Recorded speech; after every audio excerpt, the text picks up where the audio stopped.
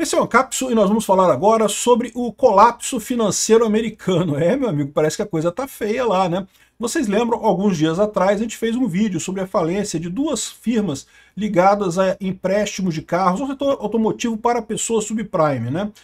Principalmente imigrantes ilegais lá nos Estados Unidos. Você conseguir empréstimo nos Estados Unidos é muito fácil se você tem um histórico de crédito. Só que se você é um imigrante, você chega lá, você não tem um histórico de crédito, né? Então é difícil conseguir isso. Essa empresa se especializava exatamente nisso, de fazer empréstimo para carro lá nos Estados Unidos. Só que agora, com a perseguição do Trump contra os imigrantes, primeiro que está indo pouco imigrante para os Estados Unidos, depois que os imigrantes que estão lá não querem comprar carro nesse momento, né? Então as empresas quebraram. Só que agora parece que tem banco indo nessa também. Vamos entender essa história aqui. Essa notícia foi sugerida por Mega Raptor, Roubaram Meu Sabonete e várias outras pessoas. Obrigado aí ao pessoal que sugeriu notícias lá no nosso site, no visãolibertaria.com.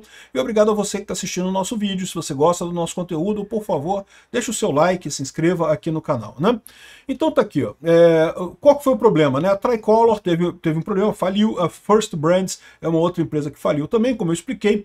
Elas eram ligadas à questão de imigrantes e coisa e tal, vendiam muito para esse público, e o público imigrante nos Estados Unidos, quem não foi expulso, muita gente não está indo para lá, então diminuiu o fluxo de imigrantes para lá, e o pessoal que está lá meio que não quer fazer muita coisa nesse momento porque tem medo, né? Então as empresas tiveram problemas e tiveram que fechar. Só que era pior do que isso. Por quê? Porque descobriu-se depois que essas empresas estavam fazendo fraude. Por exemplo, a Tricolor, ela vendia, né, fazia o empréstimo de um carro, aí pegava esse empréstimo, vendia, fazia a securitização desse empréstimo, né? Porque tipicamente o pessoal imigrante é muito bom pagador. O cara está chegando nos Estados Unidos, ele não vai querer arrumar confusão de ficar devendo dinheiro e coisa e tal. Então, geralmente, o cara paga direitinho o empréstimo dele. Então, vendia esse crédito desse empréstimo para outros bancos e coisa e tal.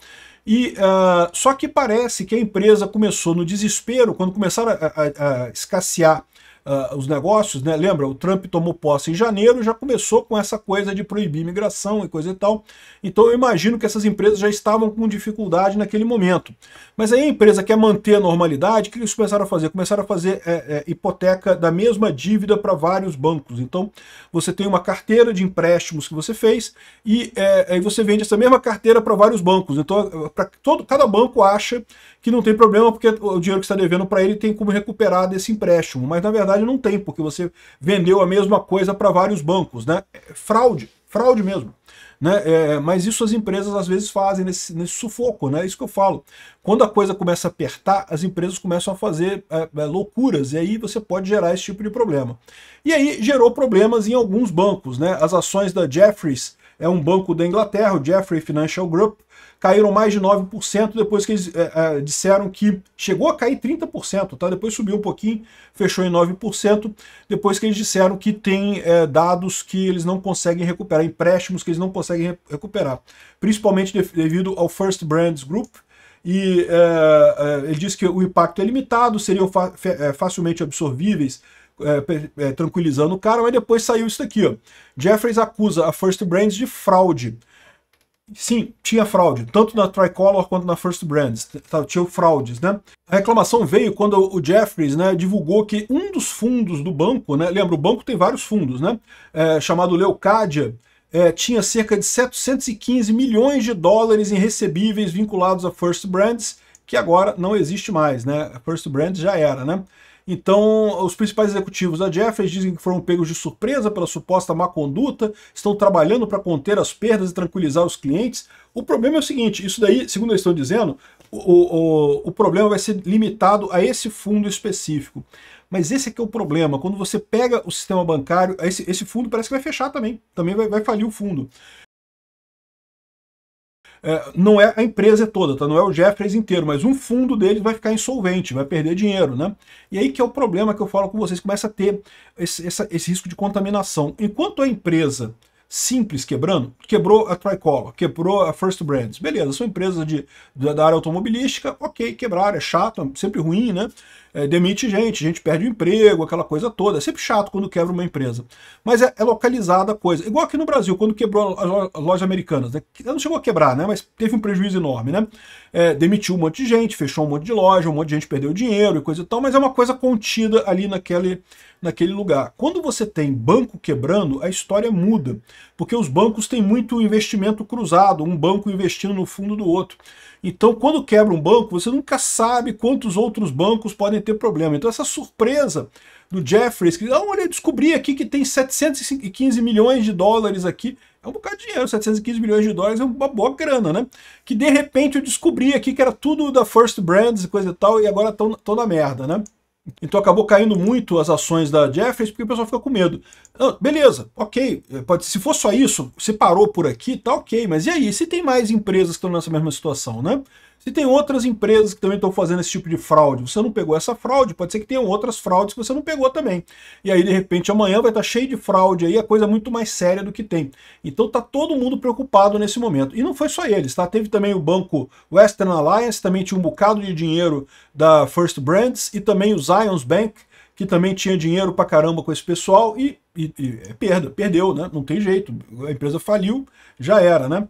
Aqui, o colapso do empréstimo de carro, né, da Tricolor, gerou uma série de problemas no setor de crédito privado, que é o que essas empresas faziam o crédito privado, emprestavam diretamente para essas empresas, né?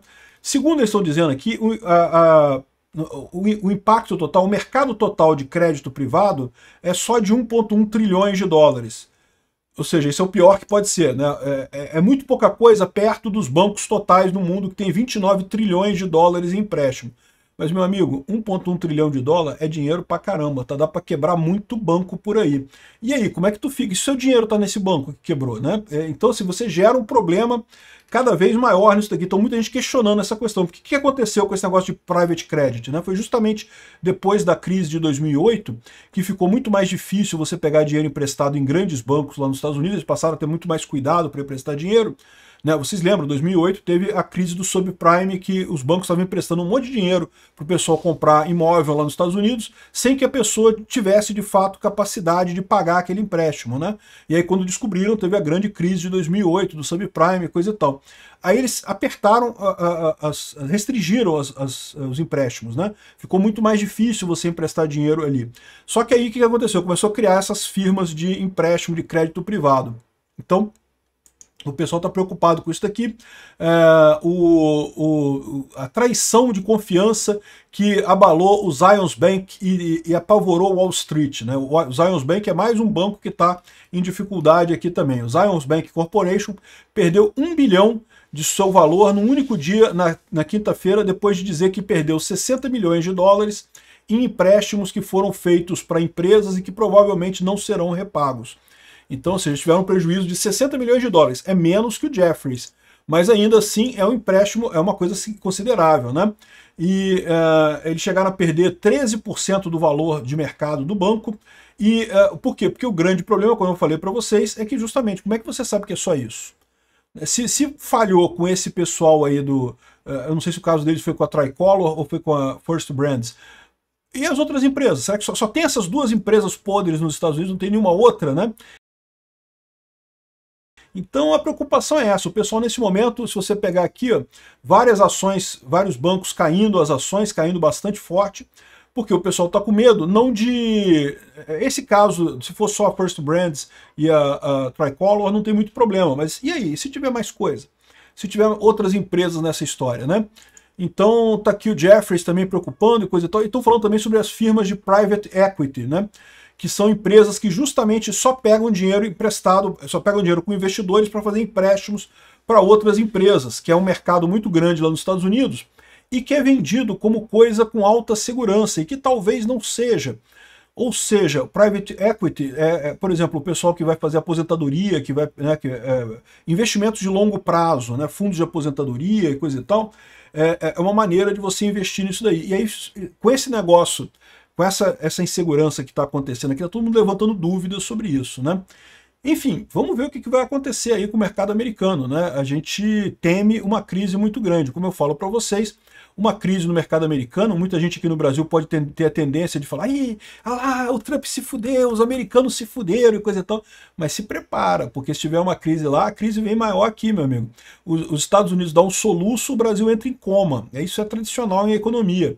Né? O Brasil é muito mais sensível que os Estados Unidos. Os Estados Unidos, a gente está atrelado à economia americana, quer você queira, quer não queira. Então, se tiver uma grande crise lá nos Estados Unidos, a gente aqui no Brasil vai estar ferrado completamente. Torçam para que não tenha, que isso aqui acabe desse jeito mesmo. Ah, estão preocupados, né? Beleza, faliu as duas empresas, alguns bancos perderam valor, mas não chegou ainda a quebrar nenhum banco. Se começar a quebrar banco, meu amigo, aí a coisa vai ficar feia. Tomara que não aconteça isso, porque para o Brasil vai ser muito pior no final das contas, né? Aqui no Brasil, por mais que nossa economia seja independente, tem muita ligação com os Estados Unidos, vai ser muito pior. E mais do que isso, como o Lula deixou a economia brasileira numa situação muito delicada, muito frágil, né? Um chacoalhão desses lá de fora pode desandar a coisa completamente, né? Então, assim, se você torce para o Lula não se eleger no ano que vem, você pode torcer para essa crise vir, porque a crise feia...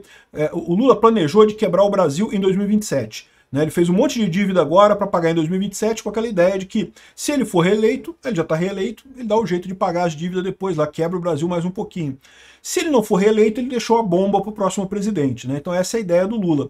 O problema é o seguinte, se isso aqui der realmente um chacoalhão muito grande na economia do mundo, pode ser que essa crise estoure antes de 2027. E aí, o lado positivo seria que ficaria mais difícil para o Lula ganhar a eleição. O lado negativo é que vamos todos nós no fuder, meu amigo. Eu não acho bom, não. Eu prefiro deixar quieto esse negócio, porque vai ser muito brava essa crise aqui, se vier, né? Enfim, por enquanto não tem luz vermelha, mas a luz está amarela. Tem que prestar atenção no que está acontecendo lá fora. Pode ser que a coisa piore muito rápido. Obrigado por assistir o vídeo até o final. Além de curtir, compartilhar e se inscrever no canal, considere se tornar patrocinador com valores a partir de R$ 1,99. Clique no botão Seja Membro abaixo para saber as condições e vantagens de patrocinar o canal. Mais informações sobre o nosso projeto, visite nossos sites indicados na tela.